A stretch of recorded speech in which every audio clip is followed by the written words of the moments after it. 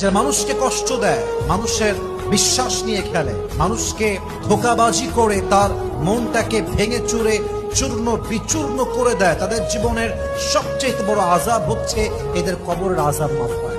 সমস্ত আযাব মাফ হতে পারে, সমস্ত গুনাহ মাফ হতে পারে, কারণ হক হচ্ছে দুই প্রকার। এক হচ্ছে হকুল্লাহ, আল্লাহর হক। দুই হচ্ছে হকুল ইবাদ।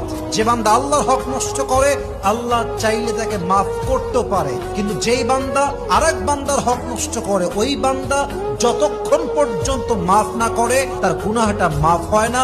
কবরে এটা আজীবনের জন্য আযাবের কারণ হয়ে যায়। অতএব কাউকে কষ্ট দেওয়ার পূর্বে হাজারবার ভাববেন, এই কষ্ট আজকে আপনি দিবেন, আজকে বিশ্বাস নিয়ে খেলবেন, আজ কারো মন ভাঙবেন, আপনি আগামীকাল কবরের বাসিন্দা হয়ে যাবেন। কিন্তু ওই বান্দা যদি আপনার কষ্ট পেয়ে কেঁদে যায়, কষ্ট পেয়ে মন ভেঙে যায়, আপনাকে মাফ না করে, আপনার কবরের